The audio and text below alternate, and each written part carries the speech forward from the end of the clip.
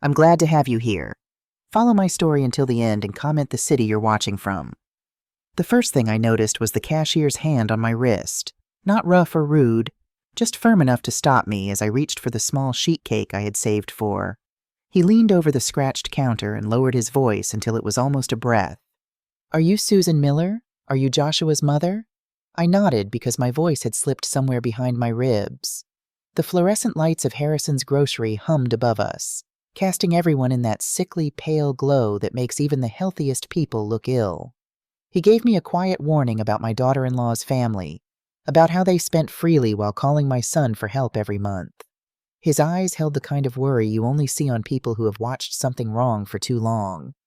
Then he let go and kept scanning as if nothing at all had happened. "That'll be $18.75, ma'am," he said at normal volume, sliding the cake into a white box with practiced hands. I fumbled with my wallet, the worn leather soft against my fingers. This cake had cost me a week of careful budgeting, but Joshua's birthday deserved a proper celebration. I handed over a $20 bill, trying to keep my hand steady. "I'm David Parker, by the way," the cashier added quietly while counting my change. "I've seen what they do. Your son deserves better." I pushed through the side door into cold Ohio wind and tried to breathe. The parking lot hummed with afternoon noise, carts rattling, engines idling. A child crying after a balloon slipped into the sky. I should have gone straight to my son's car where he was waiting, but curiosity pressed on my chest like a weight. I circled the loading dock and slipped behind two green dumpsters that smelled like old oranges and bleach. From there, I could watch the front without being seen and decide whether the warning was kindness or gossip. 2 minutes later, I saw William Thompson, my daughter-in-law Rachel's father, push through the automatic doors with 3 glossy black bags that glinted like wet stone. Gold letters on the sides caught the light. They were not grocery bags. They were designer. From where I stood, I could make out the Gucci logo. He moved easily, not like a man buried under overdue notices, and clicked a key fob until a new pale SUV chirped and flashed. He stacked the bags in the trunk with the care people use for glass, then took a phone call with the relaxed smile of someone who believes everything will work out in his favor. "Yeah, got them. Rachel will love the purse," he said, voice carrying across the parking lot. "No, don't worry about the cost. Joshua just sent another check for Patricia's medication. We're covered." My stomach dropped to my sensible shoes. I am 68, a retired nurse from a small clinic in Columbus, and I have counted pennies all my life to make sure my boy had what he needed. The arthritis in my knuckles flared with the cold, but I stayed frozen in place, watching William laugh into his phone. Joshua married Rachel 3 years ago. I told myself she was simply reserved, the way some people are when they step into a new family. Her father was always polite. Her mother always asked about my health. Yet requests kept arriving at my son's door. There were stories about rent, medicine, and car repairs. Small fires that needed cash fast. Joshua hates to see anyone struggle. So do I. It's how I raised him, working double shifts after his father died when Joshua was only 7. Now the cashier's whisper circled my head and refused to unclench. Maybe it was nothing. Maybe it was jealousy. Or maybe I had trained myself for decades to ignore alarms because peace felt safer than questions. I stayed there until my legs cramped, watching and listening, promising I would not accuse anyone until I saw enough truth, like a pulse under a blanket. Something was beating somewhere close. All I had to do was find it. On the ride over, Joshua asked if the cake had been heavy to carry. "It's fine, honey." I forced a smile and said it was fine. But my mind kept circling back to the cashier's whisper and the sight of William's gleaming SUV. My son drove us toward Rachel's neighborhood, humming faintly, unaware that his wife's family had just been painted in a very different light. I kept glancing at him, at the premature lines beginning to form around his eyes. At 32, he should still have the smooth face of youth, but stress had already begun its work. I wondered how many hours of overtime he had worked this month to cover another one of their emergencies. "You okay? Mom, you seemed quiet." Joshua's eyes flickered from the road to my face, concern evident in his voice. "Just tired," I answered, clutching the cake box on my lap. The medication makes me a little fuzzy sometimes. Another lie to protect him. But was I really protecting Joshua, or just postponing an uncomfortable truth? The first photograph I have of Joshua shows a tiny boy with his father's dark eyes, staring up at the camera with a serious expression no 3-year-old should wear. Robert had just been diagnosed with cancer then, and even though Joshua couldn't understand what was happening, he somehow sensed the gravity in our home. After Robert died, it was just the two of us in a 1-bedroom apartment with walls so thin I could hear the neighbors arguing about cereal. I took extra shifts at the clinic, wore the same 3 outfits on rotation, and made sure Joshua never felt the pinch of our circumstances.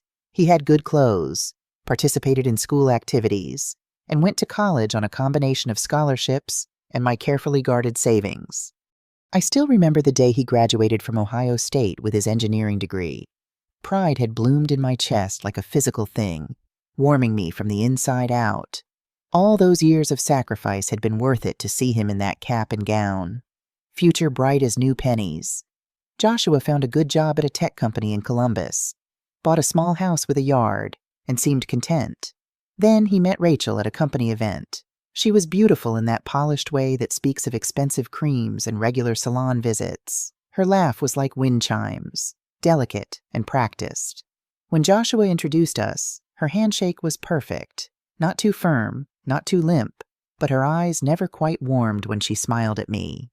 "Your son is wonderful, Mrs. Miller," she'd said. Her arm linked through Joshua's. "He talks about you constantly." I tried to like her. I really did. But something about Rachel felt rehearsed, as if she'd studied for the role of loving girlfriend and performed it flawlessly. Still, Joshua was happier than I'd ever seen him. His face lit from within when she entered a room. The engagement came quickly, too quickly, perhaps. But who was I to judge love sometimes moves at its own pace? The wedding was small but elegant, with touches that suggested money I knew my son didn't have. When I asked about the costs, Joshua brushed it off. "Rachel's parents wanted to contribute," he explained. "They're excited to welcome me to the family." I met William and Patricia Thompson properly at the rehearsal dinner. William had the confident handshake of a man accustomed to being listened to, while Patricia's jewelry clinked softly as she air-kissed my cheek. They were charming, attentive, and spoke about how Joshua was the son they'd never had. "We just have our Rachel," Patricia explained, patting my hand. Having Joshua in our lives is such a blessing. It wasn't until after the honeymoon that the first request came. Rachel called Joshua during dinner at my apartment, her voice tearful over the speaker. Her father had lost his job. She claimed they needed help with the mortgage payment, just until he found something new. Joshua didn't hesitate. "Of course we'll help," he said, already reaching for his checkbook. "Family takes care of family." I said nothing, though questions bubbled in my throat. Hadn't William mentioned his executive position just weeks earlier? Didn't their house in Dublin, the affluent suburb of Columbus, suggest financial stability? But I swallowed my concerns. This was Joshua's new family, and I didn't want to start trouble. The requests continued, each one wrapped in crisis and urgency. Patricia needed expensive medication insurance wouldn't cover. Their car broke down. The roof leaked during a storm. Each time, Joshua wrote checks or made transfers without question. "They do the same for us," he assured me when I finally voiced mild concern. "That's what family does." I noticed the circles darkening under his eyes, the way his phone always seemed to ring during our rare dinners together, how he checked his bank account with increasing frequency, his mouth tightening at the corners. My son, who had once planned trips and bought concert tickets, now calculated costs for basic necessities. When I suggested he and Rachel visit me for dinner to save money, he looked embarrassed. "Rachel prefers to eat out," he admitted. "Says she works too hard to spend her evenings in someone else's kitchen." The comment stung, but I nodded and changed the subject. I had spent a lifetime putting Joshua's happiness first. I wasn't about to stop now. Then came the afternoon that Rachel called me in tears, saying William's heart medication cost too much. I had pulled $60 from my grocery envelope and dropped it in their mailbox that night. The next morning, while waiting for the bus, I saw William drive past in a crisp suit and polished shoes that looked nothing like the image of a man weighed down by illness. I told myself maybe it was borrowed or a gift. I did not want to think badly of family. Another time, Rachel stopped by my apartment and casually mentioned a dinner she and Joshua had attended at a steakhouse in downtown Columbus, the kind where one plate costs more than my entire week of groceries. When I asked if it was for a birthday or a work event, she shrugged and said friends had invited them and insisted on paying. Later, scrolling through photos on my phone, I stumbled on her social media post from the same evening. She had written, "Treating Dad the way he deserves," with a photo of William holding up a glass of wine. My heart had pinched at the sight, but I told myself it must have been an old picture. Now, crouched behind dumpsters, replaying the cashier's words, those small contradictions stacked up like bricks in a wall. How many times had I ignored the details because I wanted harmony for my son's marriage, the new curtains in their living room, the watch on William's wrist, the string of pearl earrings Rachel claimed were fake. Each memory returned with sharp edges I could no longer smooth away. William finished his call, slipped the phone into his jacket, and walked back toward the store as if nothing unusual had happened. But the sight of those glossy bags disappearing into the trunk of that SUV was burned into me. The cashier had been right about at least one thing. Something about this family's story did not add up. And if I wanted to protect Joshua, I would have to keep watching, no matter how much it hurt to discover the truth. That night, as I prepared for bed in my small apartment, the phone rang. It was Joshua, his voice tight with stress. "Mom, I hate to ask, but do you have any extra cash this month? Rachel's dad needs some tests insurance won't cover, and we're a little short." My hand tightened on the receiver. Through the window, I could see the moon hanging low over Columbus, cold and distant. In that moment, I made a decision. "I need to watch my budget carefully this month. Honey," I said slowly. "My prescription costs went up." A pause. "Oh, of course. Don't worry about it. I'll figure something out." The guilt in his voice made my chest ache, but I held firm. If the Thompsons were deceiving my son, I needed proof, not suspicions, and that meant watching more carefully, gathering evidence before I broke my son's heart. As I hung up, I noticed my hands were shaking. For the first time in his life, I had refused my son's request for help. It felt like a betrayal, even though my intentions were to protect him. I opened my nightstand drawer and pulled out a small notebook. On the first page, I wrote the date and what I had seen today. This would be my record, my evidence. No one could dismiss an old woman's concerns if she had documentation. Sleep came late that night, broken by dreams of Joshua as a small boy, asking for help I couldn't provide. The following Saturday, I told Joshua I wanted to visit the farmer's market on High Street. He offered to drive me, but I insisted I would take the bus. What I really wanted was space to follow my own plan. The image of William slipping into that shiny SUV had rooted itself deep in my mind. I needed more than one glimpse, more than one whispered warning. I needed to see for myself the rhythm of his life when he thought no one was watching. From the market, I walked 3 blocks to a small cafe with wide windows and a clear view of the road. I ordered black coffee and waited. At noon sharp, William's SUV rolled past.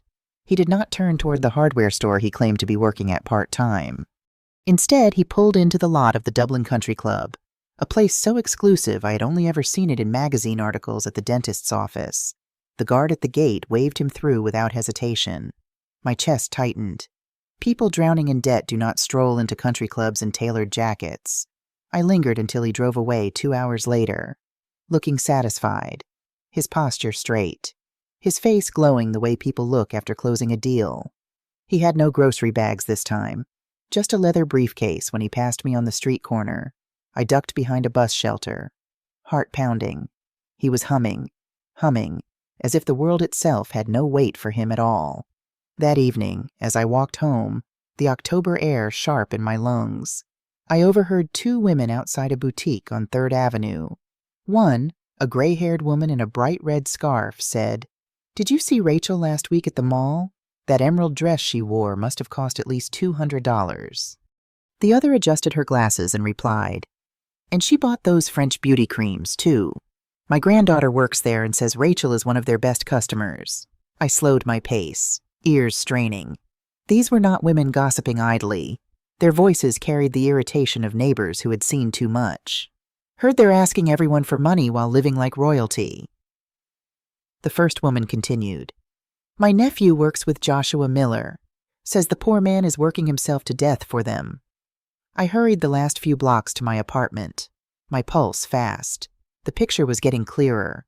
The Thompsons begged Joshua for rent money, claimed unpaid bills and overdue medicine, but still they glided through boutiques, salons, and country clubs like royalty in disguise. My son's overtime hours, his exhaustion, the gray shadows under his eyes. He was paying for their theater. I pressed my hand against the cool metal railing outside my building and made a silent vow. I would no longer silence my instincts. Whatever truth was hiding in plain sight, I was going to pull it into the light, no matter how much it hurt. The next day was Sunday. Joshua usually called me after church, but this time my phone remained silent until late afternoon. When it finally rang, his voice sounded strained. "Rachel's parents are having some financial difficulties," he said without preamble. "They're behind on their mortgage payments." I clutched the phone tighter. "That's the third time this year, isn't it?" A pause. "They've had bad luck." $3,000 of bad luck last month alone, I said quietly, remembering the figures Joshua had mentioned during a moment of stress. "Mom, they're family. We help family." I closed my eyes, feeling the weight of what I was about to do. "Joshua, have you verified any of these emergencies, called the mortgage company, seen the medical bills?" His breath caught. "What are you suggesting?" "I'm suggesting that you protect yourself. Make sure the money is going where they say it is." "Rachel would never lie to me," he said, voice hardening. "And neither would her parents." I had pushed too far, too soon, without evidence. My concern sounded like the paranoia of a jealous mother-in-law. "I hope you're right," I said finally. "I just worry about you working so hard."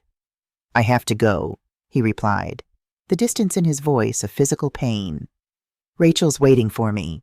After he hung up, I sat staring at the phone, wondering if I had just damaged my relationship with my only child. But the image of William laughing as he loaded those shopping bags, mentioning Joshua's money so casually, would not leave me. 2 days later, I visited David Parker again at Harrison's Grocery. He was stacking cans when I approached, his name tag slightly crooked on his blue vest. "Mrs. Miller," he said quietly, glancing around to make sure no one was nearby. "I was hoping you'd come back." "Tell me what you know," I said, keeping my voice low. "About the Thompsons." David's hands stilled on the soup cans. "My cousin Nancy dated William Thompson for a while, before he married Patricia. He borrowed money from her, thousands of dollars for business opportunities that never materialized. When she asked for it back, he disappeared." "That was years ago," I pointed out. "People don't change," David countered. "Especially not con artists. I've seen them in here, buying champagne and fancy cheeses the same day my friend at the bank says they've cashed a check from your son." My stomach twisted. "You're certain?" David nodded grimly. "My friend Thomas works in the mortgage department at First Ohio Bank. The Thompsons don't have a mortgage. They paid off their house 5 years ago. Whatever money your son is sending for mortgage payments isn't going to any bank." I leaned against the shelf, feeling suddenly unsteady. "Why are you telling me this?" David's eyes softened. "My grandmother was taken advantage of by people she trusted. No one listened when she tried to warn them. By the time anyone realized, she'd lost everything." He straightened his name tag. "I can't stand by and watch it happen to someone else." I thanked him, bought a few items I didn't need to justify my presence, and left with my mind racing. No mortgage payments, no financial difficulties, just lies, carefully constructed to extract money from my trusting son. That night, I couldn't sleep. I paced my small apartment, the notebook in my hand growing heavier with each entry. David's information, the country club visit, the shopping bags, the overheard conversation, all pointing to a systematic deception. My phone rang just after 11 p.m., Joshua's voice was tight with panic. Mom, I'm so sorry to call this late. Rachel's dad is in the hospital. They think it might be his heart. We need to pay a deposit before they'll do the tests. I've maxed out my credit card with the last emergency. And Rachel's crying. I hate to ask, but do you have anything saved? Even a few hundred would help. My throat closed. I knew, with a certainty that felt like lead in my stomach, that this was another fabrication. But how could I prove it? Which hospital, I asked, my voice steady despite my racing heart. Riverside, Joshua replied, sounding relieved that I wasn't refusing immediately. Rachel's with him now. I'll meet you there, I said, already reaching for my coat. Don't worry about the money yet. Let's make sure William is getting the care he needs. You don't have to come out this late. I want to. I cut him off gently. Family supports each other in person, not just financially. The silence on the other end spoke volumes. I'll tell Rachel you're coming. I took a taxi I couldn't afford to Riverside Methodist Hospital, my heart hammering against my ribs. If William was truly ill, I would help without hesitation. But if this was another lie... The emergency room was busy even at that late hour. Nurses hurried past, their soft-soled shoes squeaking on the polished floor. The smell of antiseptic brought back memories of my nursing days, the controlled chaos of healthcare. Joshua was waiting near the entrance, his face pale with worry. Mom, thank you for coming. Rachel's inside with her dad. Has the doctor said anything? I asked, squeezing his arm. Not yet. They're running tests. Rachel says he collapsed at home. I nodded, keeping my expression neutral. Let's go see them. We made our way through sliding doors into the main emergency department. Joshua led me toward a curtained area, but before we reached it, I caught sight of Patricia Thompson at the vending machine, calmly selecting a candy bar.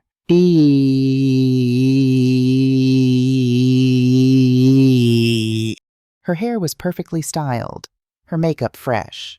She showed no signs of a woman whose husband might be facing a cardiac emergency.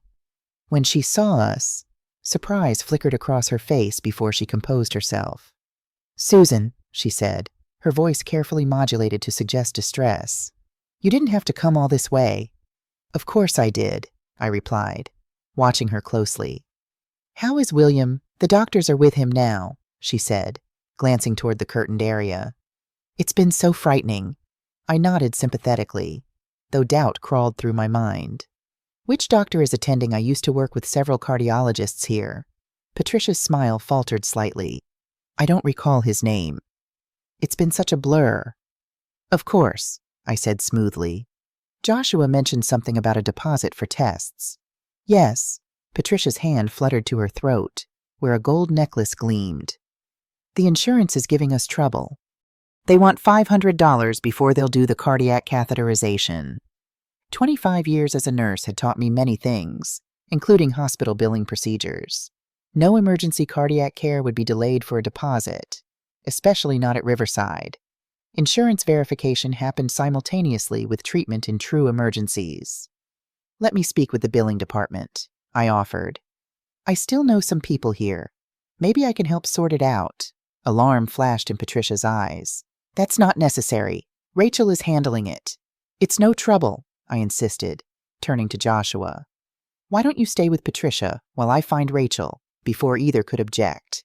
I walked purposefully toward the nurse's station. The young woman behind the counter looked up as I approached. Excuse me, I said, keeping my voice professional. I'm looking for information on a patient. William Thompson. His daughter said he was admitted for cardiac issues. The nurse typed on her computer, then frowned slightly. I'm sorry, we don't have a William Thompson registered tonight. My suspicion crystallized into certainty. Are you sure his wife and daughter are here? They said he was having cardiac tests. She checked again. No one by that name has been admitted through the ER in the last 24 hours. Perhaps they're at another hospital. I thanked her and turned back, a cold clarity settling over me. There was no emergency, no heart attack, no medical bills, just another elaborate lie to extract money from my son. As I approached the waiting area, I saw Rachel had joined Joshua and Patricia. Her eyes were red-rimmed. tears smudging her mascara in a way that looked almost calculated. When she saw me, she rushed forward. "Susan, thank you for coming. Dad's resting now. They're moving him to a room upstairs." I met her gaze steadily. "That's interesting. Rachel?" Because according to the hospital records, William Thompson was never admitted tonight. The silence that followed felt like glass about to shatter. Rachel's face froze, her eyes darting to her mother, then to Joshua. "There must be some mistake," she began, her voice higher than usual. "We've been here for hours." "No," I interrupted gently. "I don't think there's been a mistake.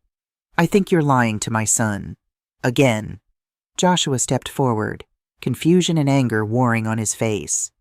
"Mom, what are you saying?" I turned to him, my heart breaking for the pain I was about to cause. "There's no emergency. Joshua, your father-in-law isn't here. This is just another way to get money from you." "That's ridiculous," Patricia snapped, but her hand trembled as she clutched her purse. "Is it?" I countered. "Then where is William? Which room is he in? Which doctor is treating him? Because the hospital has no record of him being admitted tonight." Joshua looked between us, his face paling further. "Rachel, what's going on?" Rachel's composure cracked slightly. "The hospital must have made a mistake with the paperwork. Dad is here." "I swear." "Then take us to him," I challenged softly. Rachel's eyes filled with fresh tears. They just took him for tests. We can't disturb him right now." Joshua's expression was changing, doubt creeping in where blind trust had been. "Rachel, just tell me the truth. Is your dad really here?" The moment stretched, taut with tension. Then, from behind us, a familiar voice called out, "Patricia, sorry I'm late. The meeting ran long." We all turned to see William Thompson striding toward us, briefcase in hand, looking the picture of health in an expensive suit. No hospital gown, no medical equipment, no sign of a man who had suffered a cardiac event. He stopped short when he saw us all staring, his eyes widening as he realized his mistake. In that moment, the elaborate house of lies the Thompsons had built began to crumble, and my son's world collapsed with it. I'll continue with part 2 of your story, aiming for approximately 6,000 words as requested. This section will focus on the search for truth and the gathering of evidence. The drive home from Riverside Hospital that night was the longest 20 minutes of my life. Joshua gripped the steering wheel so tightly his knuckles turned white, his jaw clenched against words that threatened to spill out. We had left the Thompsons in the parking lot, Rachel's tearful explanations falling on increasingly deaf ears. "It was just a misunderstanding," she had pleaded, clutching at Joshua's arm as he backed away from her. "Daddy was supposed to be at the hospital. He's been having chest pains. We were worried, but William's healthy appearance and surprised expression had told a different story." When Joshua quietly asked if they had planned to use the hospital deposit money for something else, Rachel's stammered denial only confirmed our suspicions. Now, as streetlights swept across his face in rhythmic patterns, I could see my son's world realigning itself around this new reality. "I should have known," he finally said, his voice hollow. "There were signs." I reached across the console and placed my hand on his arm. "People who love you can be blind to deception. Joshua, that's not your fault." 3 years, he whispered. 3 years of emergencies and bills and sudden expenses. How much have I given them?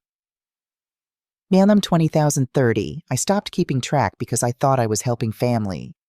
The pain in his voice was unbearable. I had protected him from so much as a child bullies, disappointment, the harsh realities of our financial situation. But I couldn't protect him from this betrayal by the woman he had chosen to share his life with. "What do I do now?" he asked as we pulled up to my apartment building. "You get some sleep," I said firmly. "And tomorrow, we start gathering evidence. If they've been systematically taking advantage of you, we need to understand the full picture before you confront them." He nodded slowly, the analytical engineer in him responding to the logical approach. "You're right. I need data, not just suspicion. Will you be okay tonight? You can stay here if you want." I gestured toward my small apartment. Joshua shook his head. "I told Rachel I needed space to think. I'm going to stay at Mike's place for a few days." Mike was his college roommate, still his closest friend. "Call me tomorrow," I said, squeezing his hand before climbing out of the car. I watched him drive away, my heart heavy with a mother's special pain knowing your child is hurting and being unable to fix it. The next morning, I called Sarah Jenkins, a retired bank manager who lived in my building. We had become friends through the community garden program, spending Sunday afternoons tending tomatoes and trading stories about our grandchildren. Sarah was sharp, discreet, and still had connections at First Ohio Bank. "Sarah, I need your help," I said when she answered. "It's about Joshua." An hour later, we sat at her kitchen table, mugs of coffee steaming between us as I explained the situation. Sarah's expression grew increasingly troubled as I described the Thompsons' pattern of financial emergencies and last night's hospital charade. "Con artists," she said flatly when I finished. "And they're using your son as their personal ATM. "I need to prove it," I replied. "Not just catch them in one lie, but show the systematic nature of what they've been doing." Sarah tapped her fingers thoughtfully against her mug. "I still have friends at the bank. I can't access accounts. Of course, that would be illegal, but I can ask some general questions about mortgage fraud patterns. Maybe get some insight into how we might track their activities." "Thank you," I said, relieved to have an ally with financial expertise. "In the meantime," Sarah continued, "you should try to connect with this cashier again, David. He seems to have information about the Thompsons' spending habits that could be valuable." I nodded, already planning my next visit to Harrison's grocery. "I also need to find a way to document their lifestyle, the trips, the shopping, the country club membership. Joshua needs to see the disconnect between their claimed financial struggles and their actual spending." "Be careful, Susan," Sarah warned. "People who lie this elaborately can become dangerous when cornered." Her words sent a chill through me, but I squared my shoulders. I faced worse to protect my son. That afternoon, I returned to Harrison's grocery. David was working the register again, his expression brightening slightly when he saw me approach with a small basket of items. "Mrs. Miller," he greeted me quietly. "I've been thinking about you and your son." "I need your help, David," I said, keeping my voice low as he scanned my purchases. "Last night proved you were right about the Thompsons." Briefly, I described the hospital incident. David's face darkened as he listened. "I'm not surprised," he said, bagging my groceries. "My shift ends in 20 minutes. Can you wait? There's more I think you should know." I nodded and paid for my items, then browsed the store until I saw David emerge from the back room in street clothes. He gestured toward the small coffee shop attached to the grocery store, and I followed him to a corner table away from other customers. "My cousin Nancy wasn't William's only victim," David began without preamble, his voice tight with restrained anger. "After she told me about him, I started asking around. He has a pattern, charm, requests for temporary help, emergencies that only money can solve.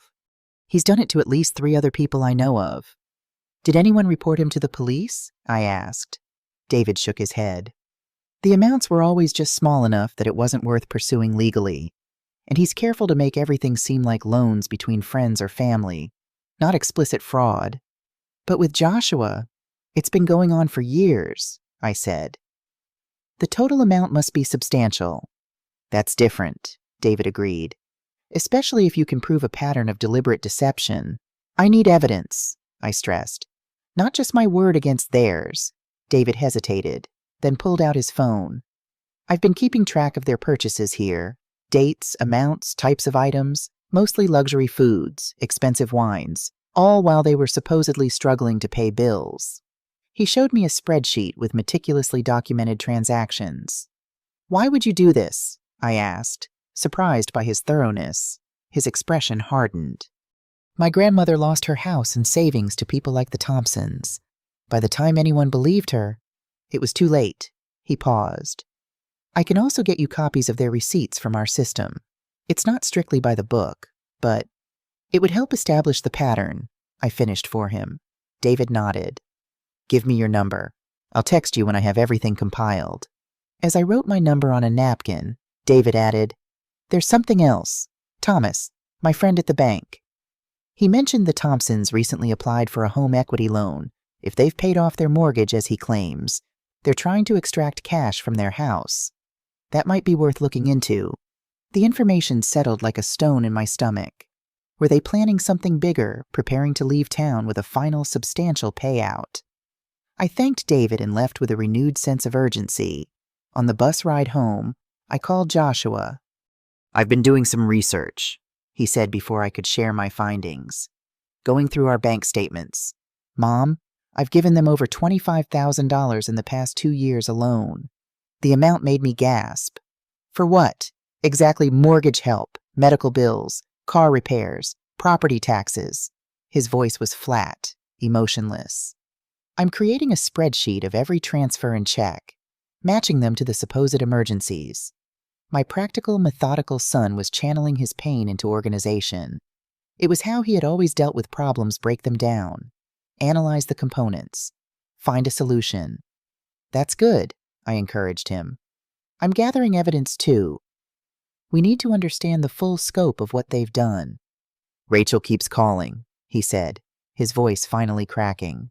"Says it's all a misunderstanding, that her parents sometimes exaggerate their needs, but they really do need help." "What do you think?" I asked carefully. A long pause. "I think I've been a fool," he finally answered. "But I need to be sure. I need to see everything clearly before I decide what to do next." "We'll get there," I promised. "Together." Over the next 3 days, Joshua and I operated like detectives, gathering information from various sources. Sarah connected us with a mortgage specialist who confirmed, without accessing specific account details, that the Thompsons' address had no active mortgage recorded in the county property database. Their home had been fully paid off nearly 5 years ago, well before they began asking Joshua for mortgage assistance. David sent me copies of grocery receipts showing champagne purchases and gourmet food items dated the same days Rachel had tearfully called Joshua about overdue utility bills. The pattern was undeniable. But the most damning evidence came from Barbara Delaney, a neighbor of the Thompsons whom Sarah knew through her church group. When I called her, introducing myself as Joshua's mother, she immediately became guarded. "I don't want to get involved in family matters," she said hesitantly. "I understand," I assured her. "But my son has been sending the Thompsons money for supposed financial emergencies. If they're misrepresenting their situation, he deserves to know." Barbara was silent for a moment. "Then William and Patricia have lived in Dublin for 8 years. In that time, I've never seen any sign of financial hardship. Quite the opposite." "What do you mean?" I prompted. "They renovated their kitchen last year, top of the line everything. They take 2 or 3 vacations annually. Caribbean cruises, European tours.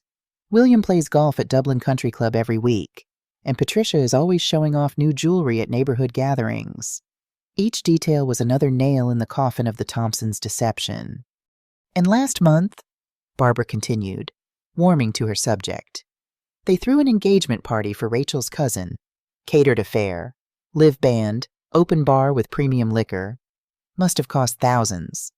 I remembered Joshua mentioning he had sent them $1,200 that same week for emergency plumbing repairs. "Would you be willing to write down what you've observed?" I asked. Just a simple statement about their lifestyle and apparent financial situation. Barbara hesitated. "The Thompsons can be vindictive when crossed. Patricia has significant influence in our neighborhood association. I understand your concern," I said. "But this is about protecting my son from further exploitation." There was a long pause before Barbara sighed. "I'll email you something, not because I want to cause trouble, but because what they're doing isn't right. My own son was taken advantage of by a girlfriend years ago. I wish someone had helped him see the truth sooner." By the end of the week, we had accumulated a substantial file of evidence bank transfers, with dates matching luxury purchases, property records disproving mortgage claims, witness statements about the Thompsons' spending habits, and even photographs from Rachel's own social media showing expensive restaurant meals and new designer items during periods when Joshua was working overtime to cover their emergencies. The picture it painted was unambiguous. This wasn't occasional exaggeration or poor financial management. It was systematic deception designed to extract as much money as possible from my trusting son. I met Joshua at his friend Mike's apartment on Friday evening to review everything we had gathered. He looked tired but resolute as we spread the documents across Mike's dining table. "It's all here," he said quietly, tapping the folder containing David's receipts. 3 years of lies. "What will you do?" I asked, watching his face carefully. Joshua rubbed his temples. "I need to confront Rachel. Get her to admit what they've been doing. Then," he trailed off, the enormity of dismantling his marriage hanging unspoken between us. "Do you want me to come with you?" I offered. He shook his head. "This is something I need to do myself. But first, there's one more piece of information I want to check." Joshua opened his laptop and navigated to their joint bank account. "Rachel doesn't know I can see the transfers from her personal account. I've noticed regular deposits from her parents over the past few months. Small amounts, but consistent." He pulled up the transaction history, pointing to a pattern of 200-300 deposits from William Thompson to Rachel's personal account, usually within days of Joshua sending money for their various emergencies. "They've been giving her kickbacks," he said, his voice hardening. "A percentage of what they get from me." The betrayal cut even deeper than I had imagined. Not just opportunistic lies about family emergencies, but a coordinated ongoing scheme with Rachel as an active participant. "I'm so sorry, Joshua," I say as he said. Reaching for his hand, he squeezed my fingers, then straightened his shoulders. "I'm meeting Rachel tomorrow. She thinks we're going to talk about reconciliation. Instead, I'm going to show her all of this and demand the truth." As I left Mike's apartment that night, worry gnawed at my stomach. The Thompsons had built an elaborate system of deception. People like that rarely surrender their advantage without a fight. "Be careful," I told Joshua at the door. "Don't meet her alone. Mike will be in the next room," he assured me. "And we're meeting at a public cafe. It'll be fine." "Mom," I nodded, but the unease persisted. Something told me the Thompsons wouldn't give up their golden goose without one final play. The invitation came 2 weeks later. Joshua had confronted Rachel with our evidence, resulting in a tearful confession that was more self-justification than remorse. She claimed her parents had pressured her, that she'd felt trapped between loyalty to them and love for Joshua. He wasn't convinced, especially after discovering the kickbacks to her personal account. They were separated now, living apart while Joshua consulted with a divorce attorney. The Thompsons had been suspiciously quiet since the confrontation, which only increased my concern. Then came the phone call. Clara Thompson, Rachel's mother, called me directly on a Thursday evening, her voice sugary over the line. "Susan, we feel terrible about this misunderstanding with Joshua. William and I would like to invite you over for Sunday lunch. Nothing fancy, just a family meal to clear the air." My instinct was to refuse, but curiosity won out. What game were they playing now? "I'm not sure that's a good idea, Patricia," I replied cautiously. "Please," she insisted.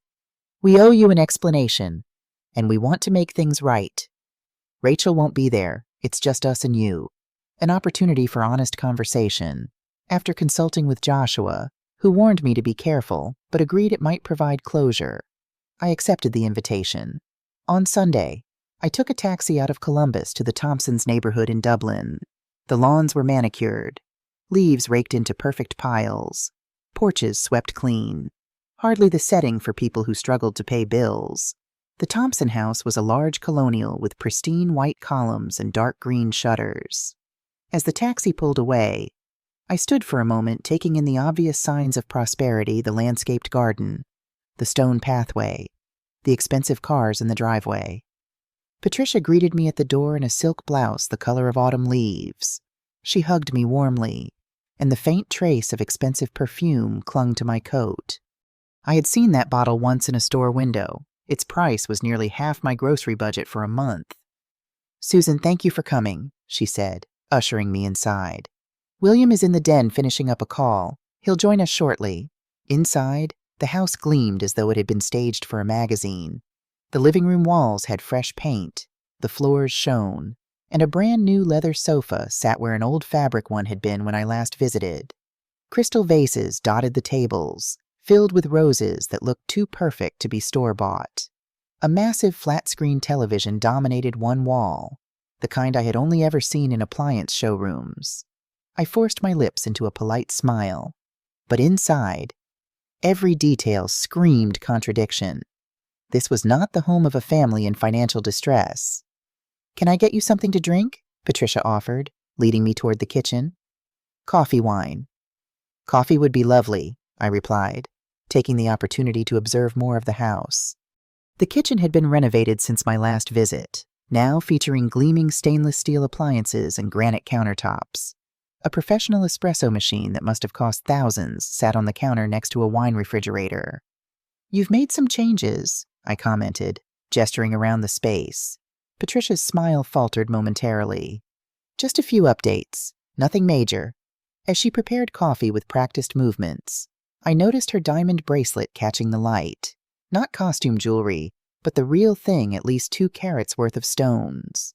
William entered the kitchen just as Patricia was setting cups on the table. He wore a cashmere sweater and pressed slacks, looking more like a retired executive than someone struggling to pay medical bills. "Susan," he greeted me with a firm handshake. "Thank you for coming. I know things have been difficult lately."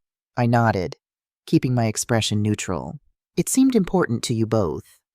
We settled at the dining table, where Patricia had arranged a charcuterie board with imported cheeses and cured meats. William poured wine from a dark bottle with a gold-foiled label. I recognized it instantly just last week. I had seen the same bottle at a specialty store. $60 at least. "A gift from a friend," William said when he noticed me examining the label. His smile was smooth, practiced. Patricia carried in platters of roasted lamb, saffron rice, and imported cheeses, all arranged like a feast from another world. "We found some incredible discounts," she explained when I raised an eyebrow. Discounts again. Always discounts. As the meal stretched on, I kept my hands folded in my lap, studying every detail. Patricia's earrings caught the light pearls. Not fake like Rachel had once claimed to Joshua. Her nails were manicured in a style that cost more than my weekly prescriptions. The conversation danced lightly around Joshua, his job, and the misunderstanding that had led to his separation from Rachel. Each time they mentioned the money Joshua had sent, William and Patricia exchanged a glance so quick most would have missed it. But I always saw. "Susan," William said finally, setting down his fork. "I want to be honest with you about our situation." I waited, curious to hear what explanation they had prepared. "We did exaggerate some of our financial difficulties," he admitted, his tone suggesting this was a minor transgression. "But we truly did need help occasionally. We've had medical expenses, home repairs. Life is expensive these days. So expensive that you needed $25,000 from my son while renovating your kitchen and taking Caribbean cruises?" I asked mildly. William's smile tightened. "Our finances are complex. Investments. Assets that can't be easily liquidated. Sometimes cash flow is a problem even when overall we're stable." "And the mortgage payments Joshua sent for a house that's fully paid off," I pressed. Patricia interjected smoothly. "We refinanced recently. The paperwork probably hasn't updated in the public records yet." Lie after lie. Even now, they couldn't help themselves. "And Rachel's involvement?" I asked. "The kickbacks to her personal account." William's composure finally cracked slightly. "I don't know what you think you've discovered, Susan, but you're misinterpreting normal family financial support. We sometimes give Rachel money. Yes, what parents don't help their children. I decided to try a different approach." "Why did you invite me here today?" William surely not just to serve me excellent wine and deny what we both know is true. William and Patricia exchanged another glance. Then William leaned forward, his demeanor shifting to something more businesslike. "We want to put this unpleasantness behind us," he said. "Rachel loves Joshua. They can work through this misunderstanding." "Misunderstanding," I repeated. "Is that what you call systematic deception?" "We call it a family helping each other," Patricia said sharply. "Perhaps not always in the most transparent way, but with good intentions." I almost laughed at the audacity. Good intentions don't typically involve lying about medical emergencies or mortgage payments. William's expression hardened. "What exactly do you want?" "Susan, money back. An apology. What will it take for you to encourage Joshua to reconsider this divorce?" And there it was, the real purpose of this lunch. They weren't seeking reconciliation or offering explanations. They were trying to protect their income source. Joshua makes his own decisions, I said calmly. He always has. But he listens to you, Patricia insisted. You have influence. If you told him that we acknowledge our mistakes, that we're committed to more honesty going forward. You want me to help you continue exploiting my son? I interrupted, no longer bothering with politeness. To convince him that your theft and manipulation were just mistakes that deserve forgiveness. William's eyes narrowed. Be careful with accusations like theft. Susan, that's a serious legal claim without proof. We have proof, I replied evenly. Bank records, receipts, witness statements, enough to establish a clear pattern of deliberate deception. A tense silence fell over the table. Patricia's hand trembled slightly as she reached for her wine glass. What if we made restitution? William finally asked, his tone calculating. A payment plan to return what Joshua sent us. Would that satisfy you? I stood up slowly, placing my napkin beside my barely touched plate. This was never about money, William. It's about the betrayal of my son's trust. About 3 years of lies from people who claim to love him.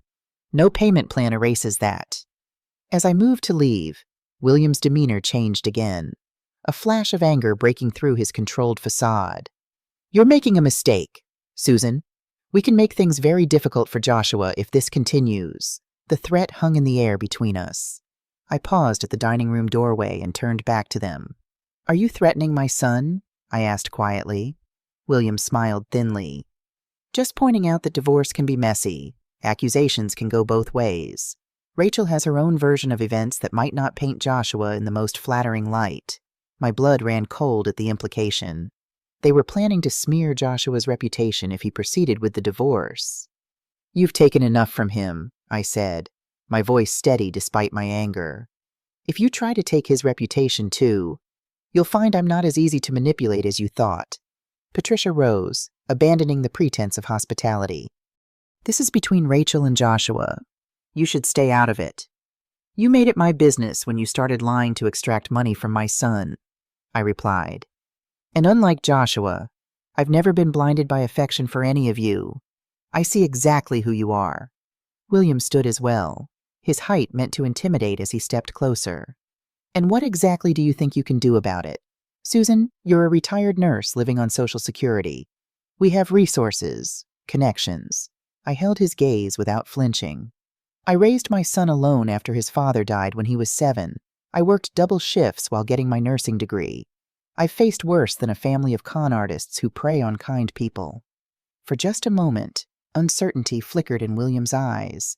Then his expression hardened again. Show yourself out, he said coldly, and tell Joshua to have his lawyer contact ours. We won't be discussing this further with either of you directly. I left their beautiful house with its perfect lawn and gleaming windows, more convinced than ever that the Thompsons weren't just opportunists. They were calculating predators who had selected Joshua precisely because of his generous nature and financial stability.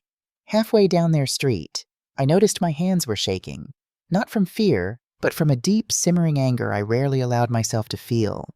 They had taken advantage of my son's kindness, drained his savings, and now planned to attack his character if he sought justice. As I waited for my taxi at the corner, a neighbor watering plants in her front yard caught my eye. She looked familiar, a woman about my age with silver-streaked hair pulled back in a practical ponytail. With a start, I realized she was one of the women I had overheard outside the boutique weeks ago, discussing Rachel's shopping habits. On impulse, I walked over to her garden gate. "Excuse me," I said. "You don't know me, but I'm Susan Miller, Joshua's mother." The woman's eyes widened in recognition. "Barbara Delaney," she said, extending her hand. "I've heard about you from Patricia." Her tone suggested what she'd heard hadn't been flattering. "I imagine you have," I replied with a small smile. "May I ask you something? Barbara, how long have you lived next to the Thompsons?" Barbara glanced toward their house, then back at me.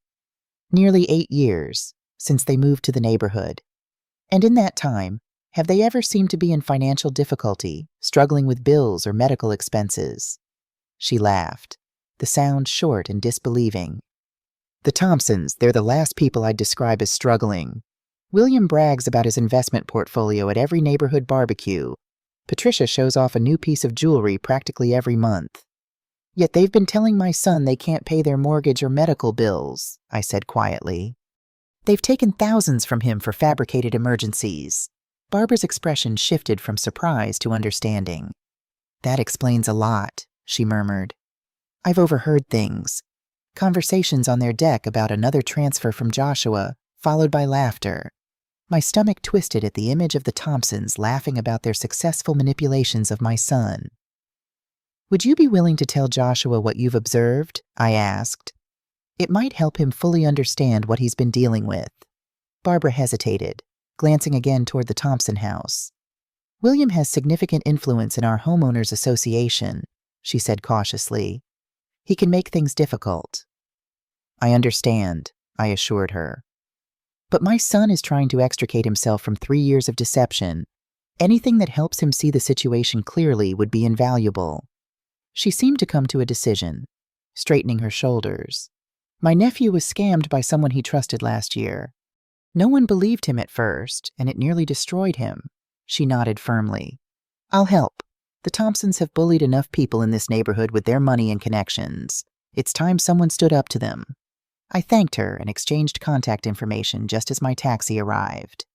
As we pulled away from the curb, I saw William watching from his front window, his expression dark. The confrontation at the Thompson house had confirmed my worst suspicions. They weren't simply opportunistic or careless with money. They were deliberate con artists who had targeted my son and now planned to punish him for discovering their scheme. The question now was how to protect Joshua, not just from further financial exploitation, but from the character assassination the Thompsons were clearly planning. When I returned to my apartment, I found Joshua waiting outside my door, his expression troubled. "Mom," he said as soon as he saw me, "I found something else. Something worse than we thought." He followed me inside, pulling out his laptop as soon as we sat down. "I've been going through old emails, looking for documentation of their requests for money. I found these." He opened a folder containing dozens of emails from Rachel to her parents. They had been in his deleted items folder. Apparently Rachel had used his laptop and forgotten to permanently delete her correspondence. The emails detailed their scheme in black and white, plans for manufactured emergencies, discussions about how much to ask for without raising suspicion, calculations of how much they had extracted and how much more they could get. In one particularly damning message, Rachel had written, "Joshua got his annual bonus, $5,000 this time. I told him Dad's car broke down again. He didn't even question it. Should be able to transfer the money tomorrow." The usual split appeared to be 60% to her parents, 40% to Rachel herself. But the most disturbing email was recent, dated just after Joshua had confronted Rachel with our evidence. "He knows everything, claims to have proof. We need to move to Plan B. Dad can file the lawsuit against his company next week. We have enough inside information from what he's told me. Once that's in motion, he'll have to settle with us to make it go away. One big payout instead of the monthly transfers. Might be better this way." I stared at the screen in horror. They're planning to sue Joshua's company using information he shared with Rachel in confidence. Joshua nodded grimly. Rachel has been gathering information for months. Potential security vulnerabilities, internal policies, client lists. If they file this lawsuit, even a frivolous one, it could destroy my career. The Thompsons hadn't just been stealing Joshua's money. They had been positioning themselves for a much bigger con, using Rachel to gather intelligence for a corporate lawsuit that would either result in a settlement or devastate my son professionally. This was no longer about recovering stolen funds or even achieving emotional closure. This was about protecting Joshua's future from people who would stop at nothing to exploit him. "We need to move quickly," I said, a plan already forming in my mind. "They've shown they're willing to escalate. We need to be one step ahead." As the evening light faded outside my window, Joshua and I formulated our strategy. We would not be victims again. We would not allow these predators another victory. The Thompsons had underestimated us for the last time.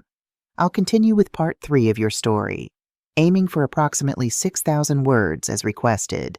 This final section will focus on the confrontation and resolution. Monday morning dawned with a crystalline clarity that matched my resolve. After discovering the Thompsons' plan to sue Joshua's company using confidential information, we had spent Sunday night developing our counter-strategy. Joshua had contacted his company's legal department first thing that morning, alerting them to the potential threat and securing their support. Now I sat in my small kitchen, waiting for the call that would tell me whether the first phase of our plan had succeeded. The clock on the wall ticked steadily, each sound a reminder that we were racing against William Thompson's machinations. My phone rang at precisely 10:15 a.m. It was Sarah Jenkins. "I spoke with my contact at First Ohio Bank," she said without preamble. "They flagged the Thompsons' accounts for suspicious activity based on the documentation we provided. The home equity loan they applied for last week is on hold pending review." Relief washed through me. The Thompsons had been counting on that loan up to 70% of their home's value to finance their lawsuit against Joshua's company and possibly to leave town afterward. Without it, they would be scrambling. "Thank you, Sarah," I said fervently. "Did your contact mention how William reacted?" Sarah's chuckle was grim. "Apparently, he stormed into the bank this morning, demanding to know why the loan was delayed. When the manager explained they were conducting a standard review, he became belligerent. Security had to escort him out." I could picture William's face, flushed with thwarted entitlement. For perhaps the first time in years, his plans were being disrupted by forces beyond his control. "The bank can't hold off indefinitely without formal charges," Sarah cautioned. "But this gives you time to implement the rest of your strategy." After ending the call with Sarah, I checked in with David Parker, who had agreed to help us gather statements from other victims of the Thompsons' manipulation. "Nancy's willing to go on record about the money William borrowed and never repaid," he confirmed. "And I found 2 others who experienced similar scenarios. All 3 are preparing written statements for your attorney." By noon, I had a text from Barbara Delaney. "The Neighborhood Association Board has received documentation about the Thompsons' threatening behavior. Special meeting called for Friday." Each piece was falling into place. We weren't just defending against the Thompsons' lawsuit threat. We were systematically dismantling the infrastructure of respectability and financial stability they had built. Joshua called around 2 p.m., his voice tense but controlled. "Mom, Rachel just tried to access our joint savings account. The bank flagged it and called me since I'd placed a hold." "How much was she trying to withdraw?" I asked. "All of it. $15,000. The number hung in the air between us. She told the bank manager it was for a medical emergency, her father's heart condition. The same lie they had attempted at the hospital, now deployed at the bank. Their desperation was growing.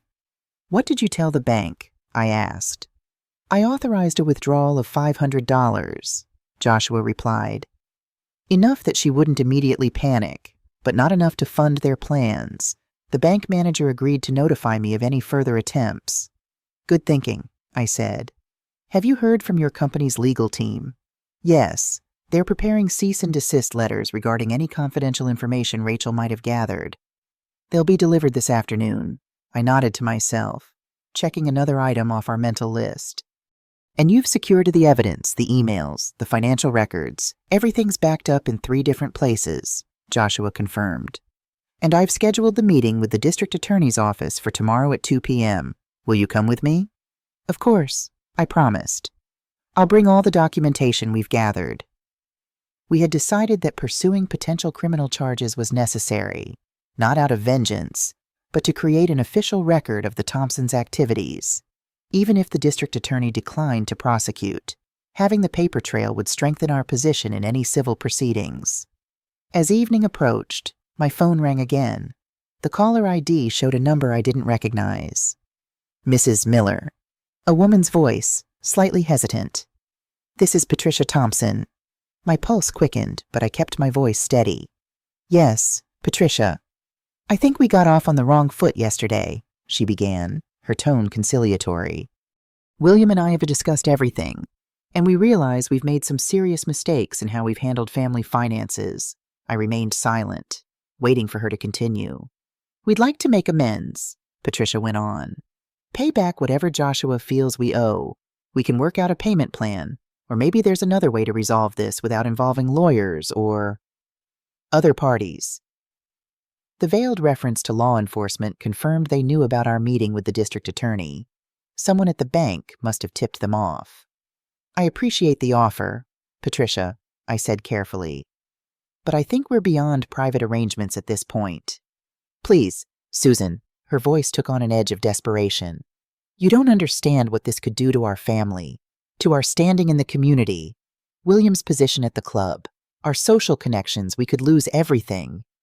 You should have considered that before you systematically defrauded my son, I replied, keeping my tone even. Defrauded, Patricia's voice rose. That's a harsh word for family helping each other through difficult times.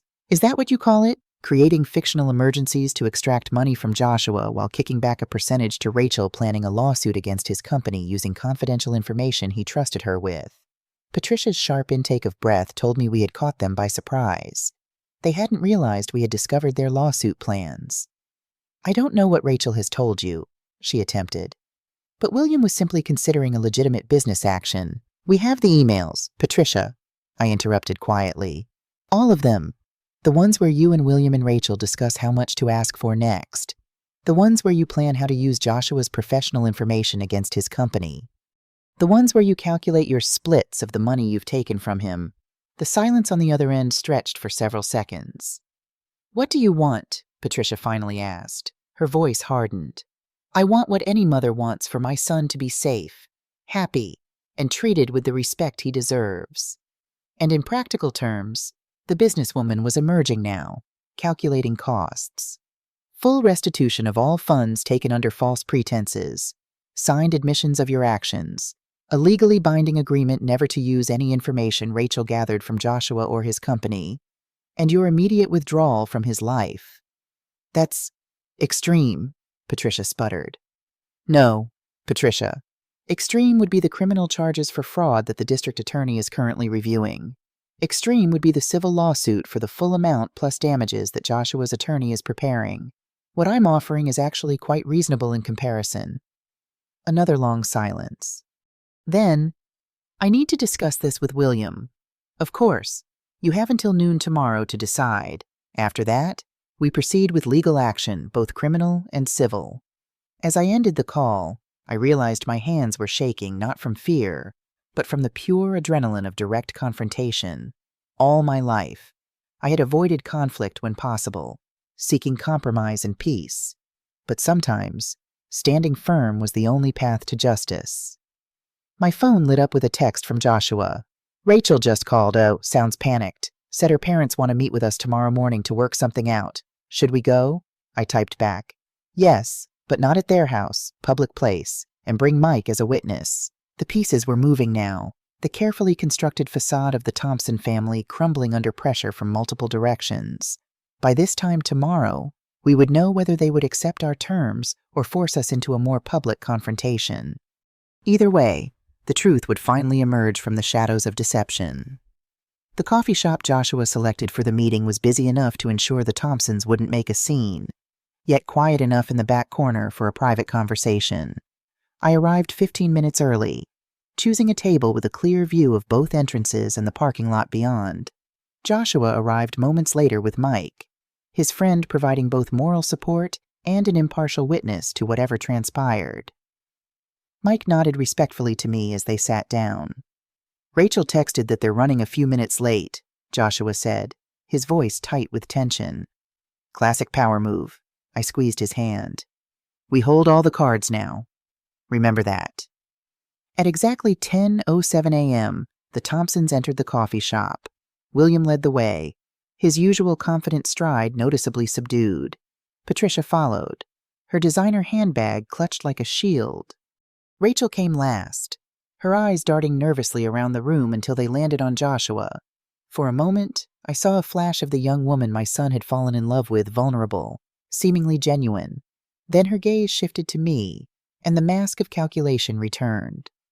William approached our table first. Joshua, Susan. His acknowledgement of our presence was curt, his eyes flicking dismissively over Mike. I wasn't aware we'd have an audience. Mike is here as a witness, Joshua replied evenly. Given recent events, I'm sure you understand the need for transparency. A muscle twitched in William's jaw, but he nodded and pulled out a chair for Patricia. Rachel hesitated before taking the seat furthest from Joshua. Would anyone like coffee? I offered, deliberately assuming the role of hostess to establish control of the interaction. William shook his head impatiently. Let's get to the point. Patricia spoke with you last night. Susan, you made certain proposals. We're here to discuss terms, not proposals. William, requirements, I corrected gently. And they're non-negotiable. William's face flushed slightly. Everything in life is negotiable. Not this, Joshua interjected, his voice firmer than I had ever heard it. He opened a folder and placed several documents on the table. These are the terms for avoiding criminal charges in a civil lawsuit. The papers outlined everything we had discussed: full restitution of the $27 and $453 taken under false pretenses, signed admissions of their actions, legally binding confidentiality agreements regarding Joshua's company, and a complete severance of contact after the divorce was finalized. William scanned the documents, his expression darkening. This is extortion. No, Joshua replied calmly. This is the consequence of systematic fraud. The law calls what you did theft by deception and wire fraud since you used electronic transfers. Both are felonies. Patricia placed a restraining hand on William's arm. We're prepared to return the money, she said, her voice carefully modulated. But these admissions of wrongdoing could destroy our reputation if they became public. You should have considered that before you began taking advantage of my son, I said. Rachel finally spoke, her voice trembling slightly. Joshua, please. This has all spiraled out of control. Yes, we asked for help more often than we should have. Yes, sometimes we exaggerated our needs. But we're family. Families make mistakes. Joshua looked directly at his wife for the first time. Was it a mistake when you wrote to your parents about splitting my bonus?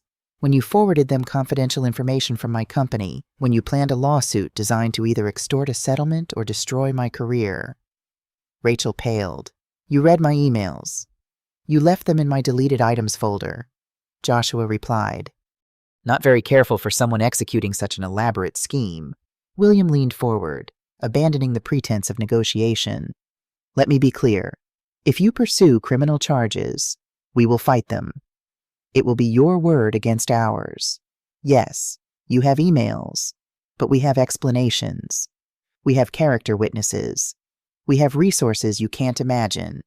His threat hung in the air, but I noticed the slight tremor in his hand as he spoke.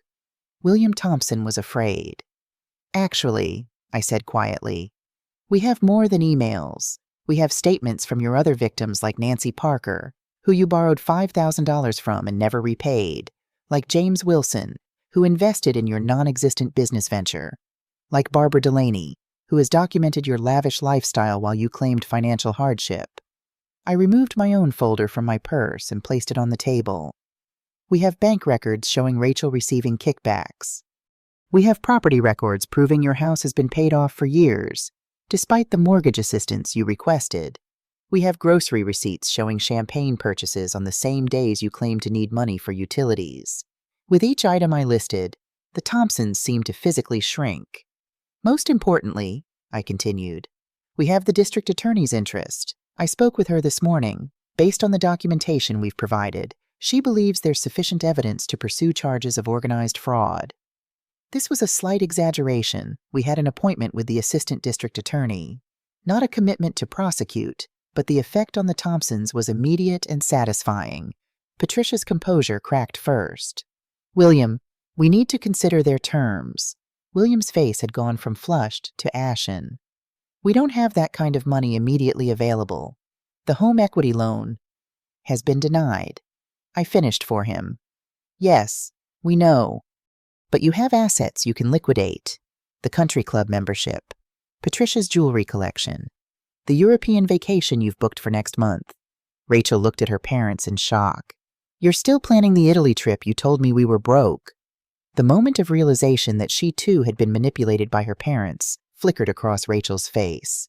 For a split second, I almost felt sorry for her. Almost. William's shoulders sagged in defeat. Fine. We'll sign your papers. We'll pay the money back. Just keep this quiet. Joshua nodded once, decisively. You have 3 days to transfer the full amount.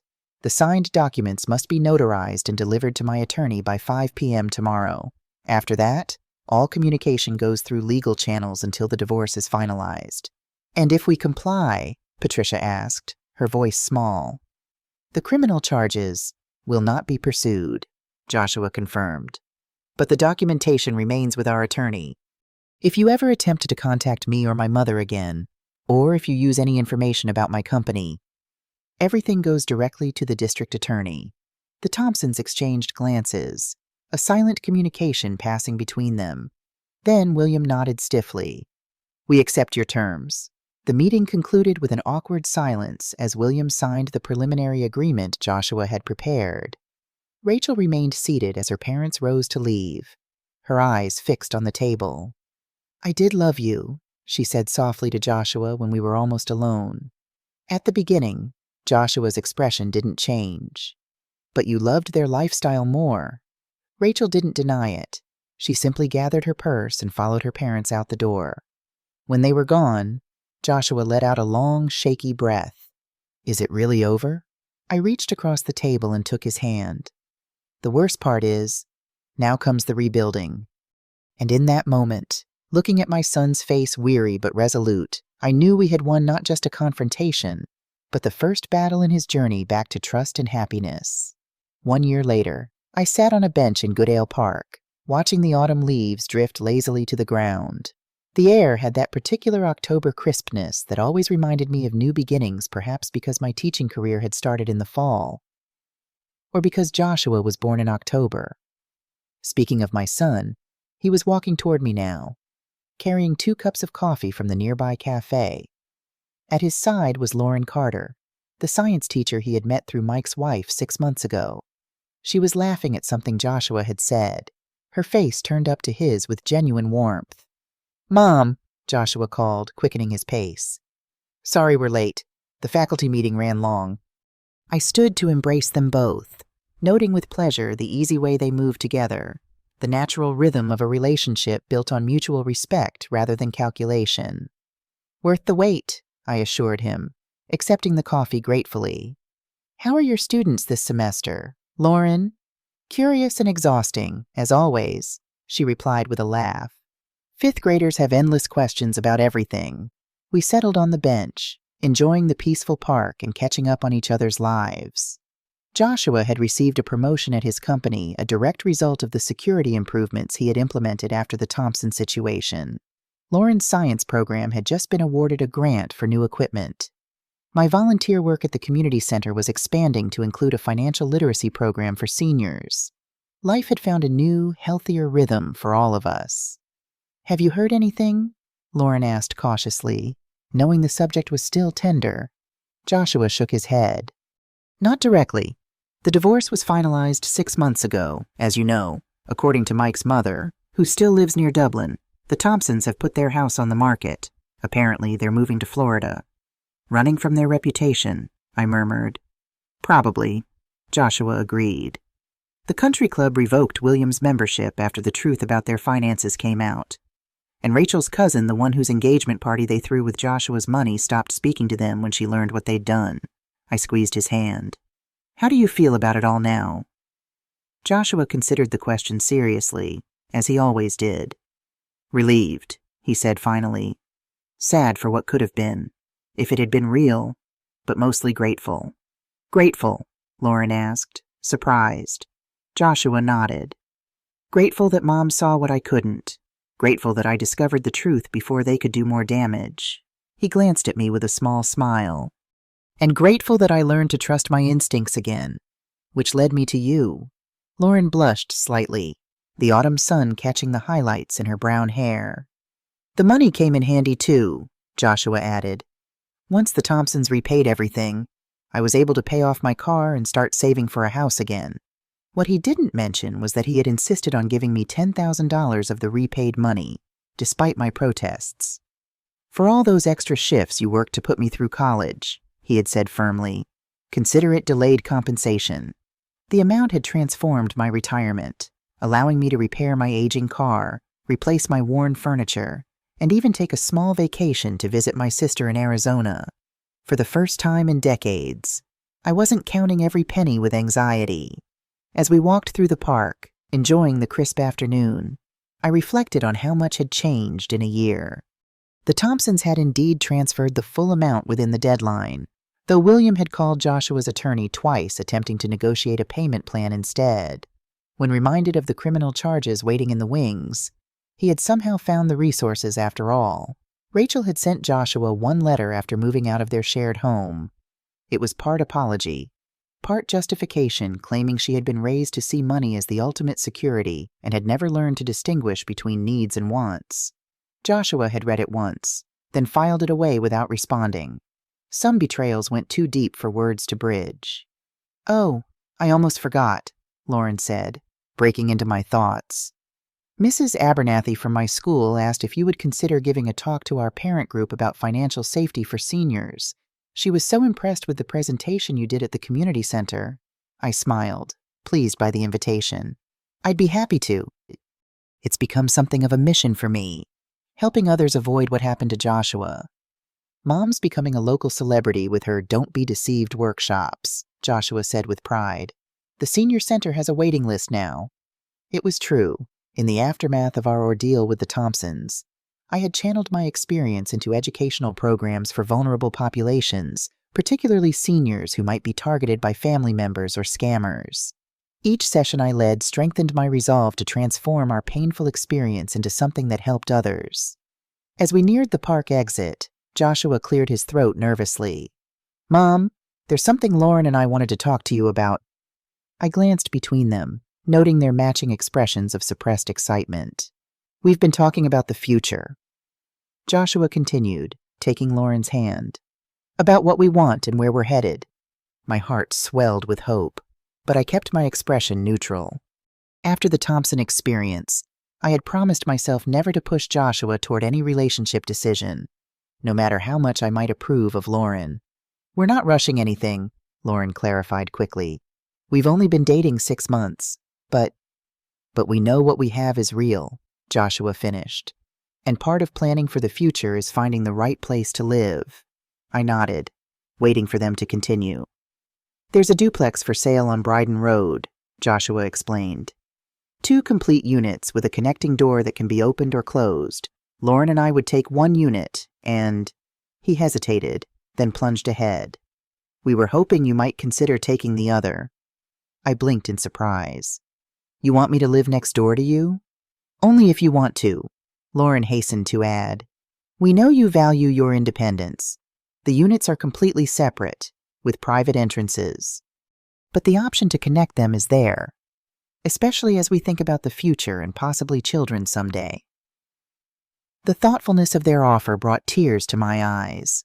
Unlike the Thompsons, who had viewed family connections as opportunities for exploitation, Joshua and Lauren saw them as opportunities for mutual support and love. "I'd like to see this duplex," I said carefully. "It sounds promising." Their matching smiles were answer enough.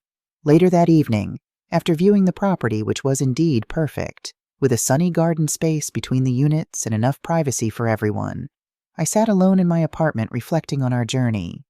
The pain of watching Joshua discover Rachel's betrayal had been excruciating. The confrontation with the Thompsons had required courage I wasn't sure I possessed. The rebuilding of trust and security had been slow, deliberate work.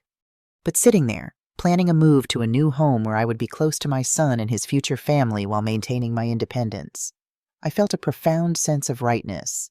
We had not just survived the Thompsons' deception, we had emerged stronger, wiser, and more appreciative of genuine connection. My phone chimed with a text from Joshua. "Thank you for considering the duplex, and thank you for everything else. I wouldn't be where I am without you. Love you." "Mom," I typed back. "Love you too. Always have, always will."